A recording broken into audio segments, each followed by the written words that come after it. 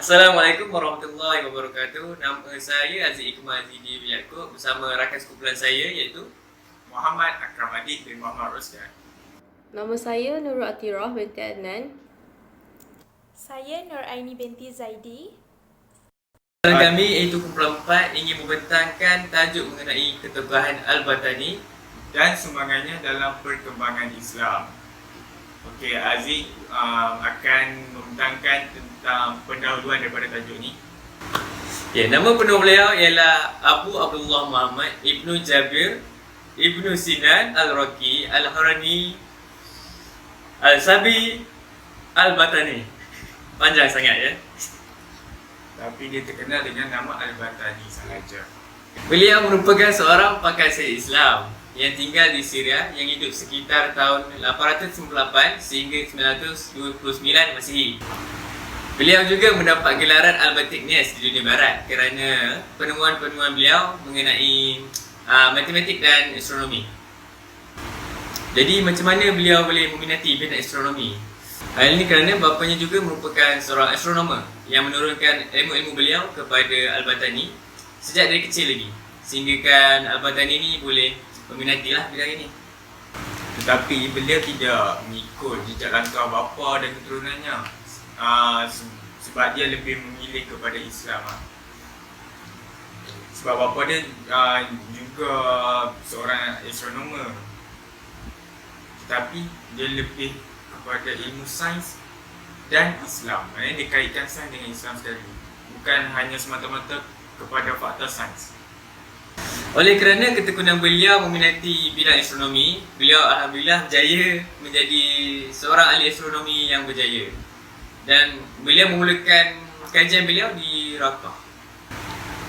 Okey, seterusnya kami menyerahkan penerangan literature kepada Nur Atirah. Dipersilakan. Kajian literature. Berdasarkan kajian-kajian yang lepas, Al-Batani mendapat pendidikan di Efrat, Syria dan memulakan kejayanya sebagai seorang sarjana. Al-Batani meninggal dunia semasa perjalanan ke Baghdad. Beliau menuju ke destinasi itu untuk memprotes kumpulan dari Ar-Raqqa yang telah mengenakan cukai secara tidak adil dan tidak mengikut undang-undang. Selain itu, Al-Batani merupakan salah seorang ahli astronomi dan juga ahli matematik yang terhebat pada zaman pertengahan. Beliau antara salah seorang tokoh Islam yang telah menjadi pengaruh yang besar kepada ramai saintis barat seperti Tycho Brahe, Kepler, Galileo dan Copernicus. Selain itu, gelaran beliau Al-Batiknias dijadikan nama salah satu kawah di bulan dalam karya Beer dan Mädler dalam buku mereka Der Mond. Walaupun merupakan tokoh Islam, kehebatan beliau telah terselah sehingga menjadi pengaruh yang besar kepada saintis-saintis lain. Menurut ensiklopedia dalam bidang matematik, Al-Batani orang yang pertama menggantikan kod Yunani dengan sains dalam geometri. Seterusnya, dia telah mengembangkan kaedah trigonometri untuk mengira nilai semua sudut dari sifar sehingga 90 darjah.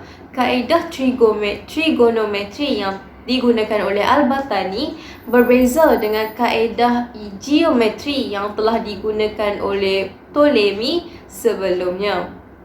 Al-Batani juga ada membetulkan beberapa teori dari saintis-saintis lain seperti beliau membetulkan teori dari Copernicus dalam karyanya.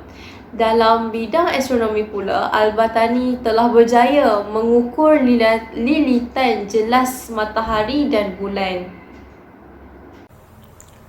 Al-Batani telah banyak memberi sumbangan dan perkembangan dalam Islam, dan antara sumbangan terbesarnya adalah dalam bidang astronomi. Beliau merupakan ilmuwan yang terkenal dalam menerokai ilmu astronomi. Astronomi atau dipanggil ilmu falak ni adalah pengetahuan tentang bintang-bintang yang melibatkan kajian tentang kedudukan, pergerakan dan perkiraan yang berkaitan dengan bintang. Berdasarkan surah Yasin ayat 40, dengan ketentuan yang diberikan oleh Allah, matahari tidak dapat mengejar bulan dan malam tidak dapat mendahului siang kerana setiap satu-satunya bergerak pada tempat masing-masing. Masa zaman Yunani kuno dulu, ilmu falak ni digunakan untuk menghitung masa untuk menyembah dewa. Bagi golongan pelayar dengan pengembara, mereka masa tu belum mampu untuk mencipta kompas. Jadi mereka menggunakan bintang sebagai penunjuk arah supaya tak tersesat. Sebab laut dengan padang pasir dulu sangatlah luas, jadi susah untuk kena pasti mana jalan yang betul. Antara penemuan dan sumbangan yang terbesar yang dilakukan oleh Al-Battani adalah pertama, dia menerangkan takwim yang betul. Yang kedua, dia membetulkan kesilapan-kesilapan yang terdapat dalam takwim pada zaman tersebut. Beliau menerangkan fakta-fakta beliau itu dalam kitab yang bernama De Motu Stellarum. Seterusnya yang ketiga, beliau membincangkan tentang pergerakan bulan dan kedudukan matahari, iaitu matahari akan berada di tengah-tengah dan bulan akan mengelilingi sesebuah planet tu. Selain itu, beliau juga membuat penemuan tentang 5 buah planet yang mula-mula diketahui pada ketika itu. Contohnya, Utarik, Zurah, Marikh, Jupiter dan Saturn. Memandangkan ayah dia ni seorang saintis dan pakar pembuatan alat-alat astronomi, jadi kemahiran dan ilmu ini telah diturunkan kepada anaknya. Sebenarnya alat-alat yang dicipta oleh Al-Battani inilah yang kita guna sekarang, cuma diubah suai oleh golongan barat. Selain itu juga, Al-Battani ini menyimpulkan bahawa paksi bumi antara utara dengan selatan ni adalah sedikit menyerong, iaitu sebanyak 23.5 darjah. Dan secara tak langsung, dia telah membetulkan penyataan Ptolemy tentang ekliptik condong. Bumi kita ni, sambil-sambil dia mengelilingi matahari, dia juga sedang berputar.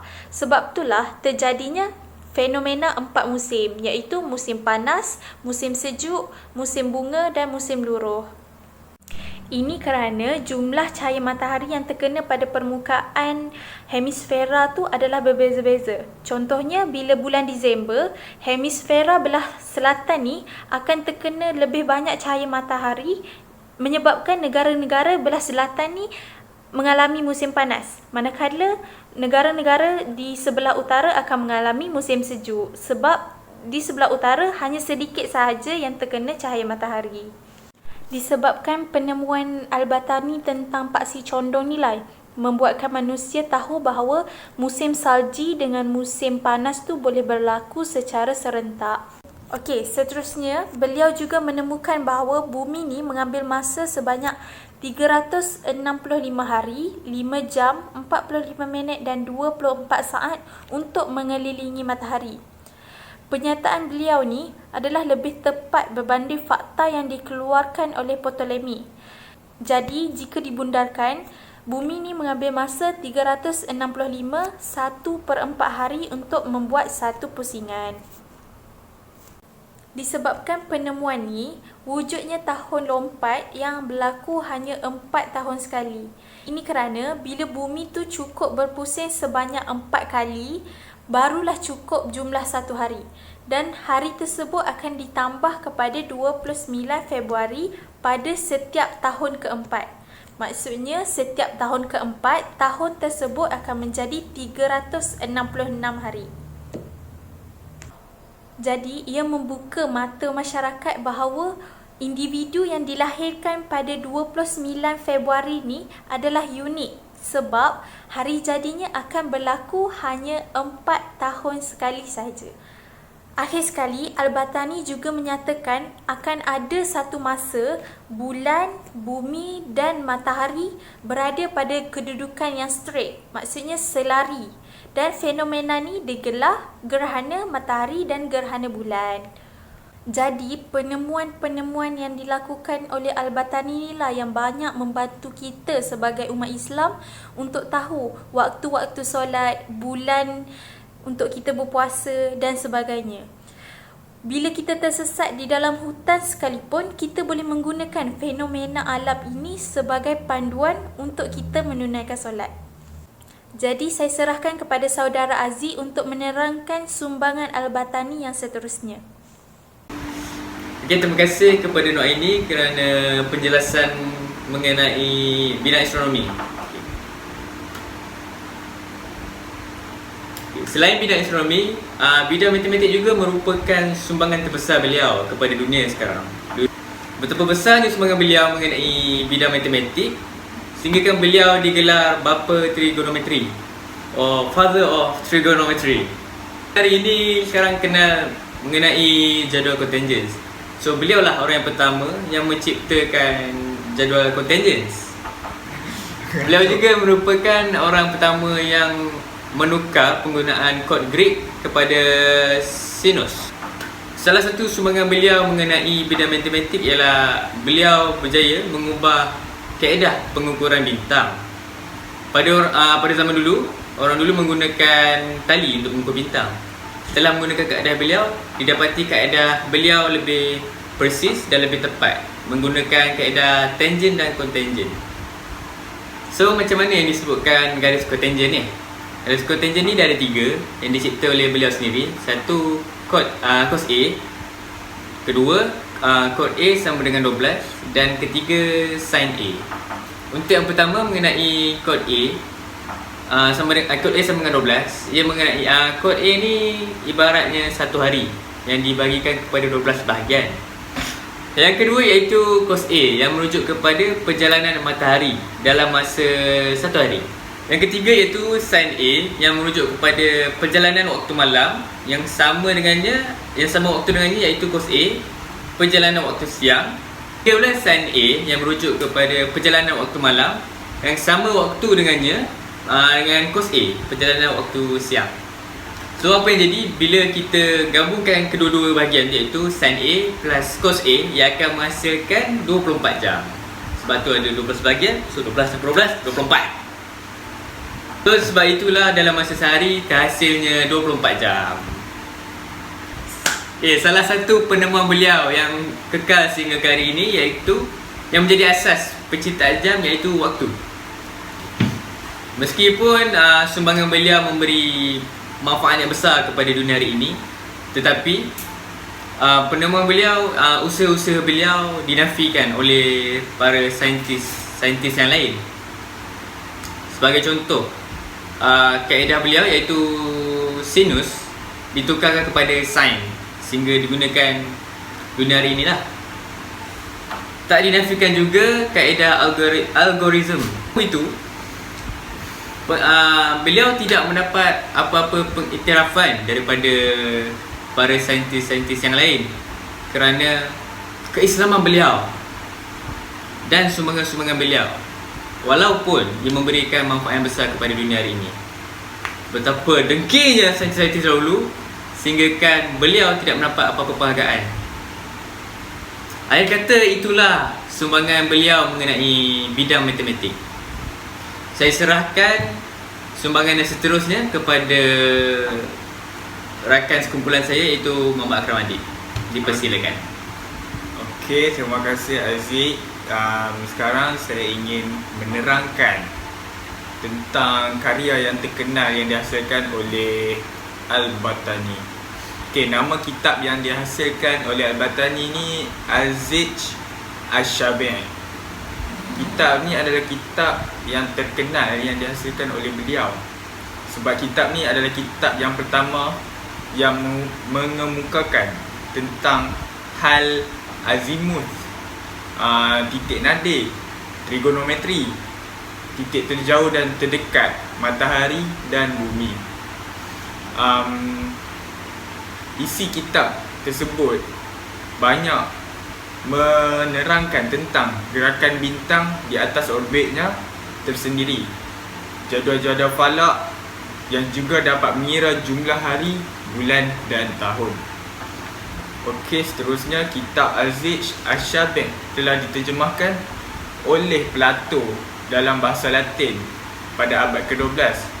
Maknanya dia bukan sahaja dalam bahasa Arab, malah dia sangat terkenal disebabkan manfaatnya yang besar sehingga dia diterjemahkan oleh tokoh-tokoh yang lain ke dalam bahasa yang lain. Kitab Al-Zij Asy-Syabi' ni dia first kali diterjemahkan pada tahun 1116, iaitu 1116 Masihi terjemahkan. Lepas tu dia diedarkan ke seluruh dunia pada tahun 1537. Maknanya di situ kita nampak, maknanya start daripada tahun 1100 hingga 1500 baru dia nak edar. Maknanya 500 ke depan pun kitab karya Al-Battani ni masih digunakan 500 tahun ke hadapan. Betapa besarnya manfaat dia kepada manusia. Dia bukan sahaja diterjemahkan dalam bahasa Latin, dia diterjemahkan dalam bahasa lain juga. Kitab Al-Zij Asy-Syabi' ni dia mengandungi 57 bab, di mana bab pertama dia menceritakan tentang pembahagian cakrawala dalam tanda-tanda zodiak dan sudut darjah. Lepas tu dia menceritakan juga tentang latar belakang alat matematik yang digunakan oleh kita sekarang, seperti alat matematik seperti apa? Seperti apa? Protractor. Protractor kan? Protractor yang digunakan untuk buat penyaraan dalam bentuk aritmetik pada pecahan sexagesimal dan juga fungsi trigonometri. Fungsi trigonometri ni sangat popular. Bab 5 hingga 26 pula membincangkan tentang masalah astrologi yang berbeza-beza mengikut tahap masing-masing. Lepas tu teori Ptolemy mengenai pergerakan matahari, bulan dan 5 planet dibincangkan dalam bab 27 hingga 31. Namun teori Ptolemy yang dibincangkan dalam bab tu dia kurang berkenan lah, sebab dia kata teori tu kurang penting kalau dilihat dari aspek praktikal. Lepas tu 16 bab yang lainnya untuk menjelaskan bagaimana jadualnya dibaca. Seterusnya bab 49 hingga 55 menyatakan solusi masalah-masalah dalam astrologi. Bab terakhir pula dia membincangkan tentang pembinaan beberapa alat astronomi. Pencapaian utama Al-Battani ni dia dapat menyenaraikan beberapa banyak bintang, seperti 489 buah jenis bintang di cakrawala. Al-Battani juga mengira panjang tahun, iaitu 365 hari, 5 jam, 48 minit dan 24 saat, yang dikira dengan 54.5 darjah per tahun untuk permulaan equinox dan mendapat nilai 23.35 darjah untuk kecenderungan ekliptik. Okey, deklinasi matahari di dalam kitab Al-Zij pula. Deklinasi ni dia jarak sudut titik utara atau selatan khatulistiwa. Menurut isi kandungan kitab tersebut, pada 21 Jun matahari akan terbit pada koordinat 23.5 darjah utara khatulistiwa. Daripada 22 Disember ia akan naik ke selatan khatulistiwa. Dalam jangka masa setengah tahun, matahari menerangi wilayah utara lebih banyak daripada wilayah selatan. Seterusnya perkara sebaliknya berlaku pada setengah tahun berikutnya. Sekiranya fenomena ini diperhatikan sepanjang tahun dari bumi, kelihatan matahari bergerak dari utara ke selatan selama setengah tahun, kemudian dia kembali lagi. Sekiranya matahari berada di sebelah utara khatulistiwa, deklinasinya positif, dan sebaliknya jika ia berada di sebelah selatan khatulistiwa, deklinasinya ialah negatif. Okey, bermula 21 Mac hingga 23 September, deklinasi solar adalah positif. Sementara itu, dari 23 September hingga 21 Mac, deklinasi Suria adalah negatif. Pada 21 Mac dan 23 September, matahari sedang duduk di garisan khatulistiwa dengan penurunan 0 darjah. Selepas 21 Mac, matahari terus bergerak ke utara jauh dari garisan khatulistiwa. Bermula 21 Mac hingga 23 September, deklinasi solar adalah positif. Sementara itu, dari 23 September hingga 21 Mac, deklinasi Suria adalah negatif. Pada 21 Mac dan 23 September tu, matahari sedang duduk di garisan khatulistiwa dengan penurunan 0 darjah. Selepas 21 Mac, matahari terus bergerak ke utara jauh dari garisan khatulistiwa. Apabila tiba 21 Jun, matahari mencapai kedudukannya, iaitu kedudukan yang paling jauh dari khatulistiwa. Selepas itu beralih dari selatan khatulistiwa pada 23 Disember. Silap. Pada 23 September hingga 22 Disember sehingga mencapai ke tempat yang paling jauh dari khatulistiwa, iaitu 23 darjah 27 ke selatan. Jika kita perhatikan pergerakan arah matahari sepanjang tahun, penyusutan matahari sering berbeza. Bukan sahaja dari hari ke hari, tetapi selalu berubah pada setiap jam. Sebab tu ada siang dan malam. Menurut isi kandungan kitab tersebut, untuk mencari deklinasi, kita perlu tahu Hisyah hingga sempurna 90 darjah, iaitu 23 darjah 35 pek atas.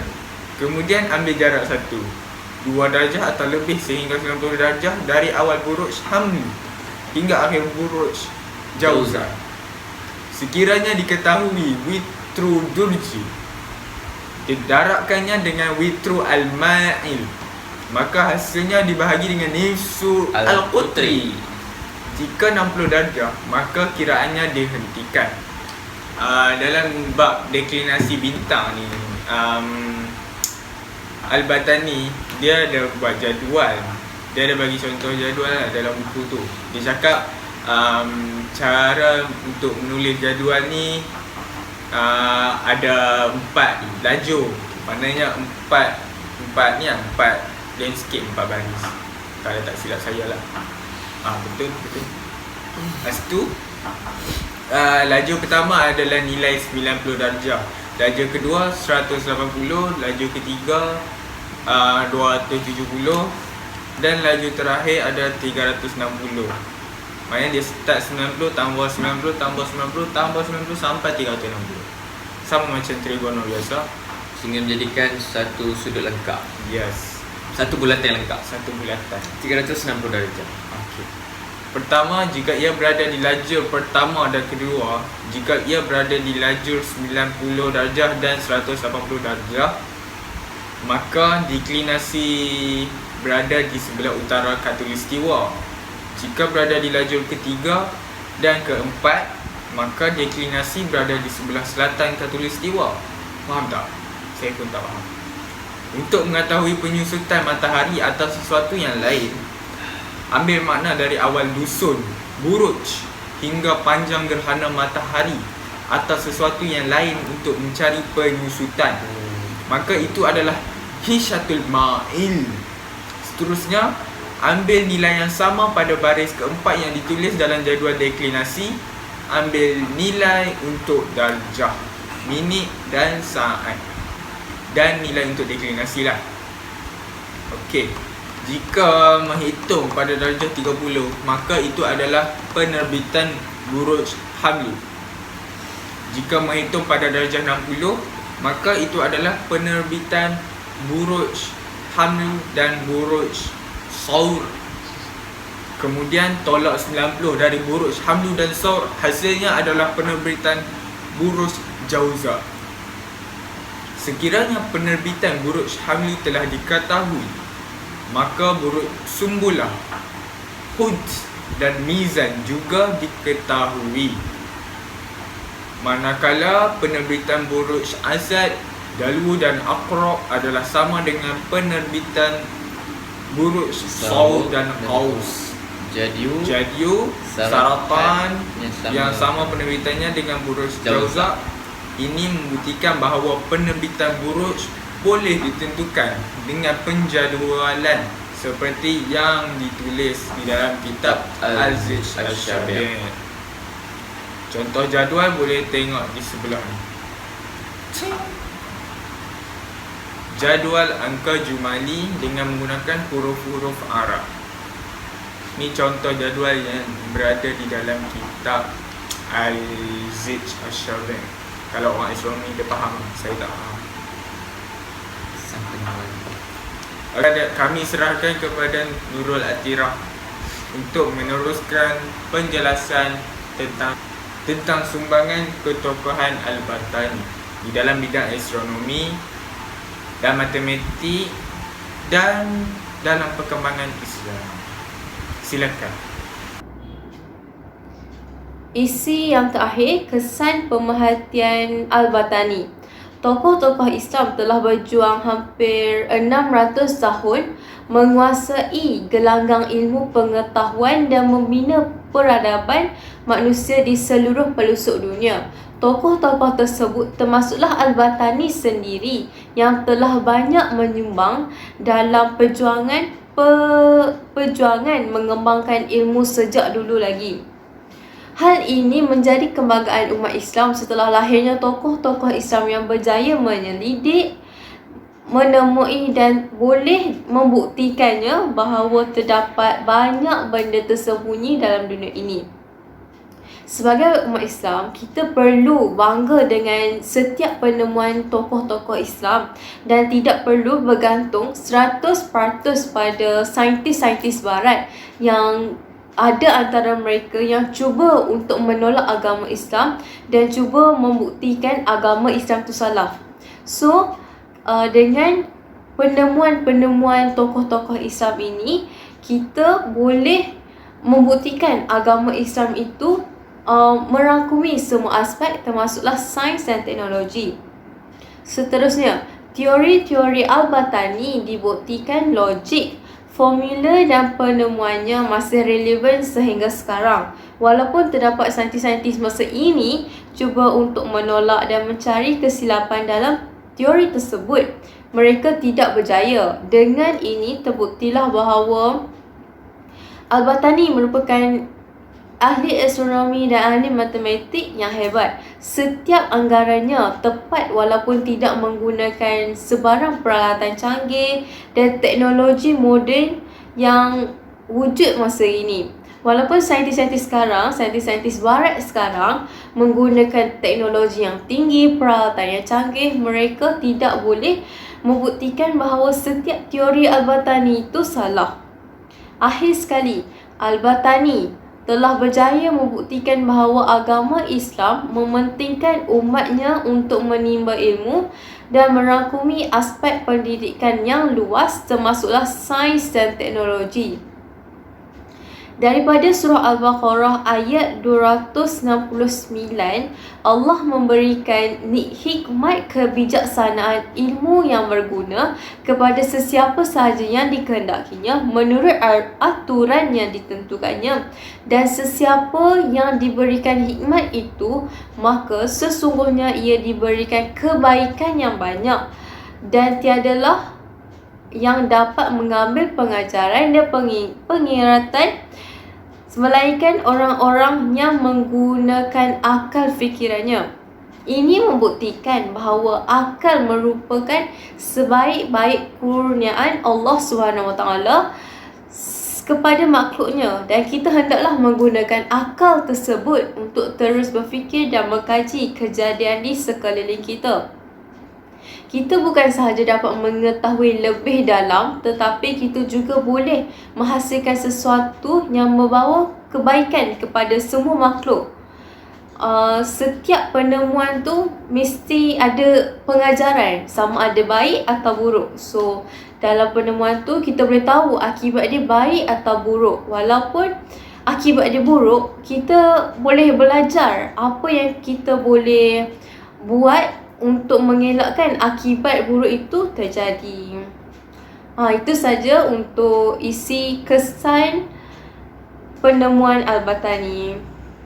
Jadi, di sini kita dapat simpulkan bahawa pengetahuan manusia mengenai alam akan ketinggalan jauh sekiranya tiada penerokaan dan pengkajian yang dilakukan pada zaman dahulu oleh sarjana-sarjana seperti Al-Battani. Walaupun peralatan pada zaman tersebut tidak semaju dan secanggih zaman sekarang, tetapi beliau berjaya membuktikan kebenaran Islam bahawa akal adalah sebaik-baik kurniaan Tuhan kepada makhluknya.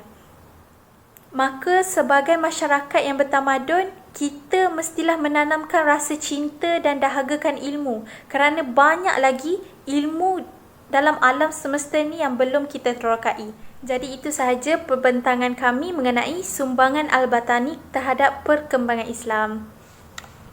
Itu sahaja pembentangan dari kami, kumpulan 4 mengenai ketokohan Al-Battani dan sumbangannya dalam perkembangan Islam. Terima kasih. Assalamualaikum.